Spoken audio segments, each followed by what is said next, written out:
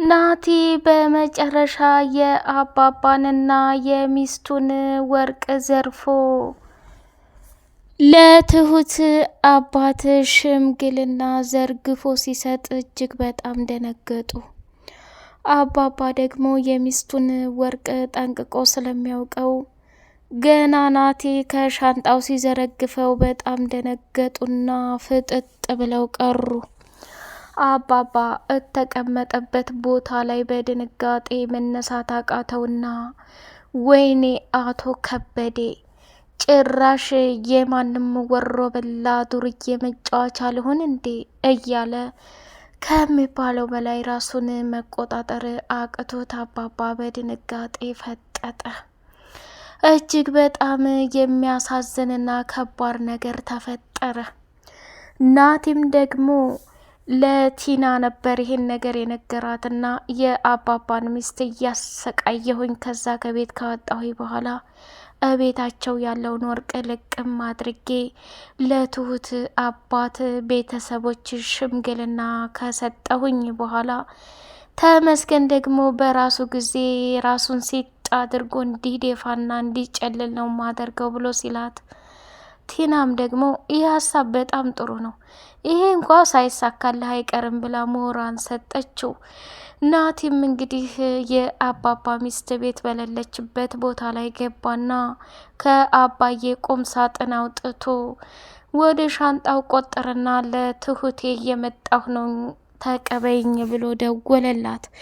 ትሁትም እጅግ በጣም በሚገርም ሁኔታ ስለደነገጠችና ናቲ ይመጣል ብላ በጭራሽ ስላላመነች ሁሉም ተቀምጠው ስለ ሽምግልናው እየተወያዩ ሳለ አባባም ደግሞ ደጀኔ የሚባል ሰውዬ ትሁትንና ተመስገንን በጥይት ሊደፋቸው ሲል እሱ ደግሞ በርቀት አይቶ እጁን በጥይት መቶት ነበር።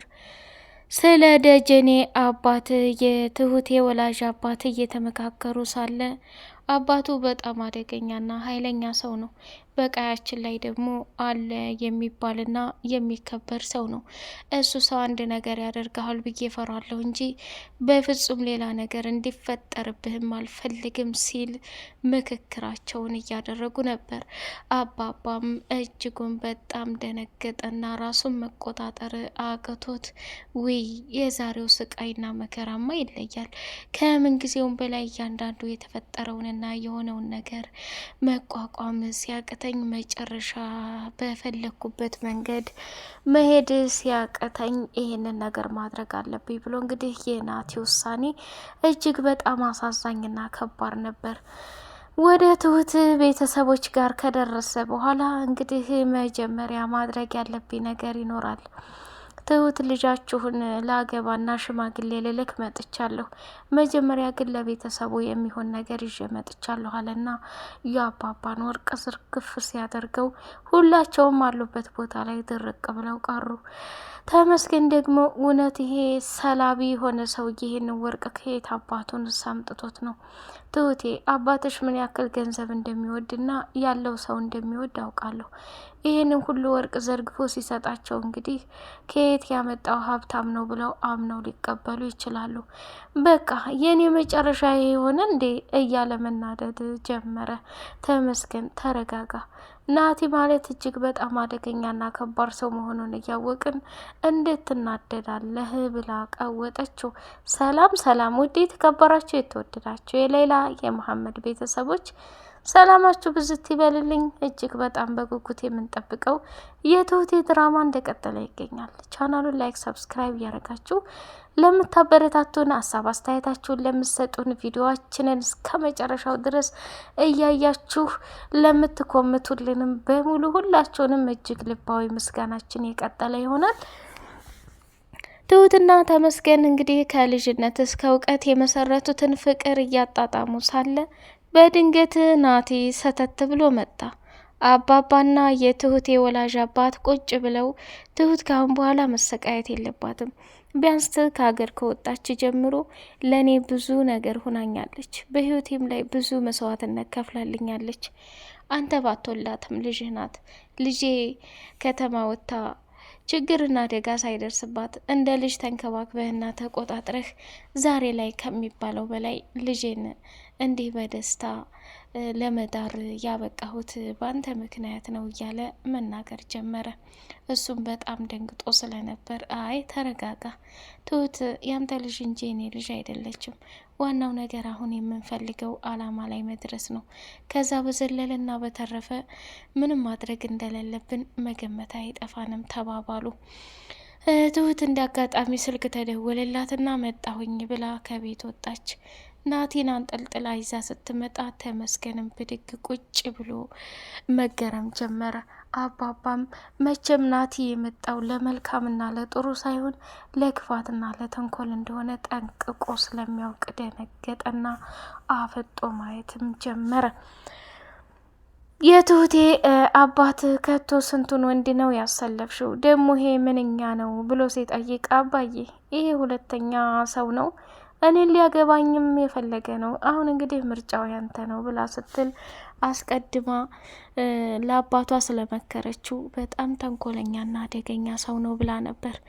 እንግዲህ የትሁት አባት ለደጀኔ ለባል አባት ልጅም ሊድራት ስለነበር ናቲ ደግሞ ይሄንን ሁሉ ወርቅ ዝርግፍ ሲያደርግ የትሁቴ አባት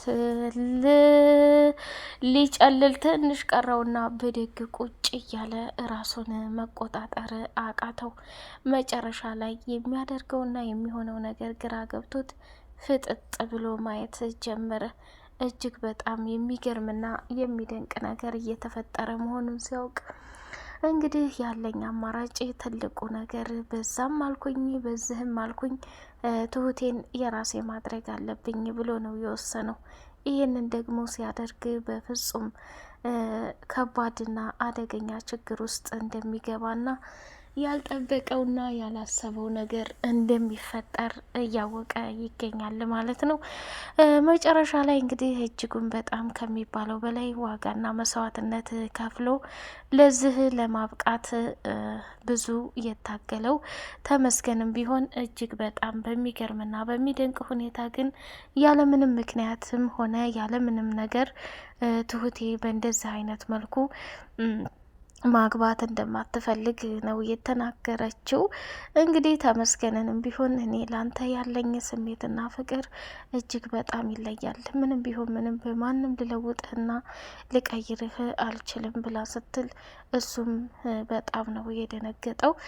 እንግዲህ ቲናም የአባባን ሚስት መኪና ውስጥ አስገብቶ ሊያስገጫትና ሊደፋት ሲል ናቲ በመካከል ላይ ገብታ ራሱኑ ገፍትራ የማትፈልግበት ከባድና አደገኛ ችግር ውስጥ አስገብተው እሱም ወደ ሐኪም ቤት ሄዶ ከታከመ በኋላ ቆይ ጌዛኔ እንዴት መጣሽ? እንዴት ልመጭ ቻልሽ?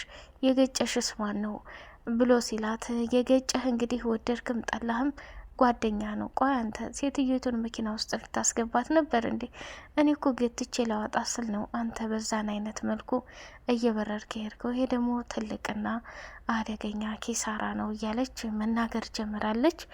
እንግዲህ እጅግ በጣም በሚገርምና በሚደንቅ ሁኔታ እያንዳንዱ ለተፈጠረውና ለሆነው ነገር በሙሉ መቆጣጠር ያቃተው ናቲ አሁንም ቢሆን ሽምግልናውን ለማበላሸትና የትሁትን አባት ለማወዛገብ የፈጠረው ነገር በጣም ከባድና አደገኛ ነገር ነው ውዶችዬ። ተመስገን ግን ለፍቅር የከፈለው ዋጋና መስዋዕትነት እጅግ በጣም ደስ የሚልና ትልቅ ነገር በመሆኑም ራሱን ከዚህም በላይ ማድረግ እንዳለብን ነው ለትሁት የነገራት።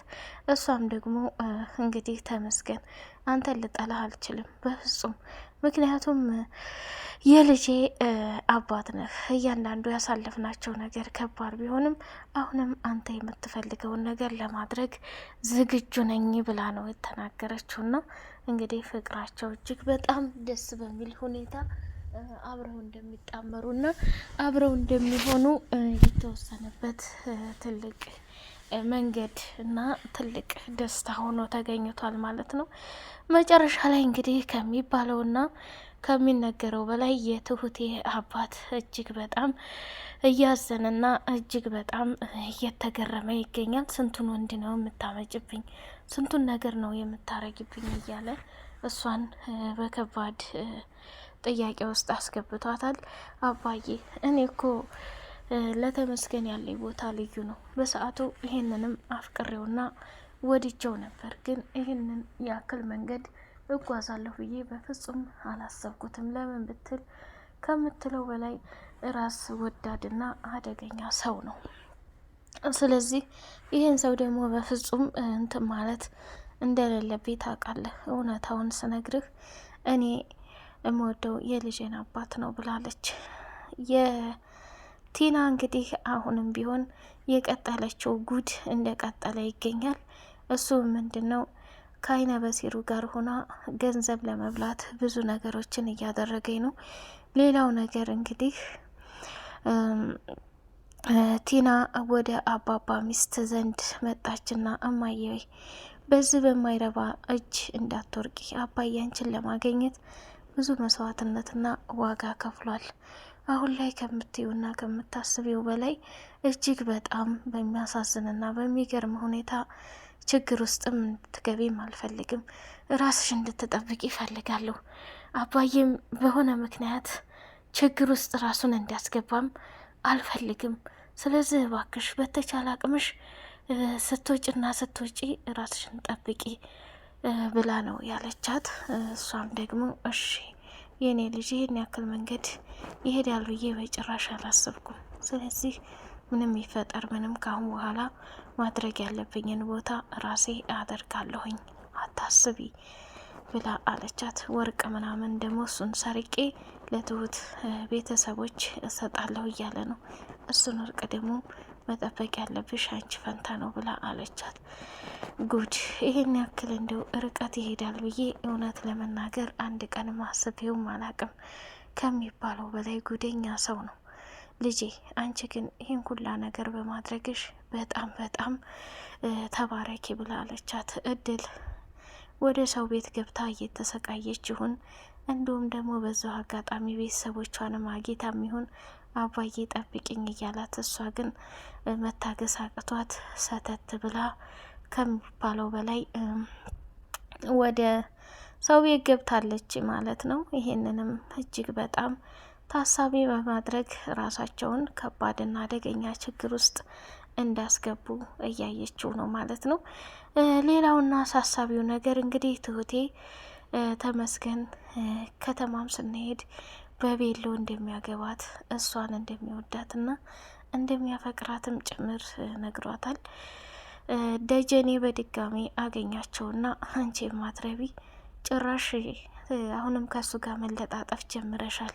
እመኒኝ ዛሬም ነገም ወደፊትም የምታገቢው እኔን ነው፣ ባልሽ መሆነው እኔ ነው። ከባዱን ጦርነት ተዘጋጅበት ብሎ ነው ያለው። እሱም ቢሆን እኔ መደባደብ አምሮኛል፣ እንድትፈታተነኝ አልፈልግም። ተመስገን ለአንዴና ለመጨረሻ ጊዜ ላይህም አልፈልግም፣ ዞር በልሌ ብሎ ነው ያሰናበተው ማለት ነው። ውድ የተከበራችሁ የተወደዳችሁ የሌላ ኤንድ መሐመድ ቤተሰቦች እጅግ በጣም ተወዳጁና በጉጉት የምንጠብቀው ትሁት ድራማ ይሄን ይመስላል። ቀጣይ ፓርት በጉጉት እስከምንገናኝ ቻናሉን ላይክ፣ ሰብስክራይብ እያደረጋችሁ አበረታቱኝ። አሰላሙ አሌይኩም ወራህመቱላሂ ወበረካቱሁ።